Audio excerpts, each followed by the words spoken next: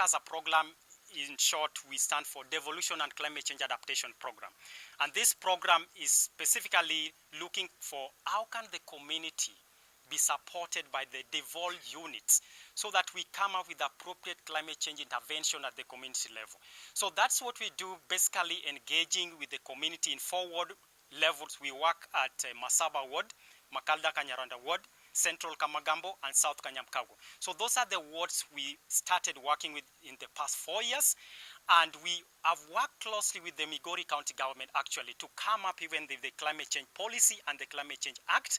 And we have even gone ahead right now to work with the Department of Environment to come up with the publicizing the popular version of the Climate Change Policy, which as a program we are going to engage the community when it comes to sensitizing them. They know the content of the policy. Secondly, we have worked closely with the Department of Environment of Migori County to come up with the ward climate change committees in 4 wards. So what we are requesting the new administration of Migori County is if they are in a position actually to make sure that they formulate other ward climate change committees in the remaining wards. I believe there are around 34 wards, which right now they still don't have the climate change committees. We still don't have the climate change board at the county level. The implementation of that committee itself is not to the fullest. So we'll request the new administration to be committed to this. They allocate 1.5 to 2%, which is stipulated in the policy, which will be allocated to addressing climate change interventions at the community level. And again, implementation of the policy to the fullest. What we do at the community actually is to work with the community. We call the community dialogue forums, and at the same time we have a group of 30 called World Climate Change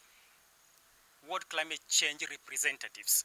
So these committees, we do train them on how to identify issues they are facing at the community level when it comes to climate change challenges posed by climate change.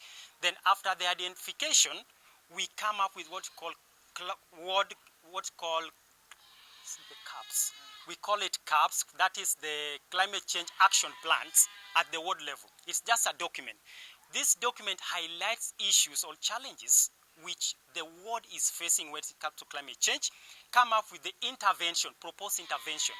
And that is why we facilitate the community dialogue forums to attend the public participation where they present the action plan to the county administration. So that is what we have been doing for the past 4 years right now, and we are still doing it. And we'll actually encourage the county government to, once they form the ward climate change committees in other wards, they could again engage the representatives in coming up with the action plans, because action plan is the development tools which can even help the county to prioritize issues when it comes to climate change intervention and where to allocate the budget, because communities prioritize what they believe are the pressing issues when it comes to environmental challenges at the ward level. What we do at the ward level when it's come to engaging the community actually, because we want something which is owned by the community. It is what from the perspective of what they see and the trends of changes of the environment, what they see at their local level. So that's why we stand from the chronological order.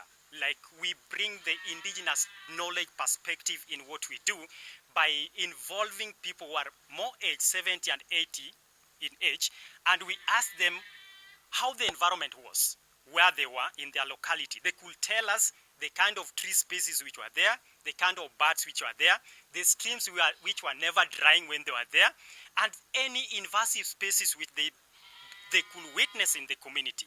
So from there we start building their mind to see that what has really led to where we really are. They could really tell you these practices is what has led to the coming of invasive species, drying of rivers, disappearance of the indigenous tree species. So those bad practices is what we build to say, because of this is what has led to change of the environment, and what we are building has led to climate change.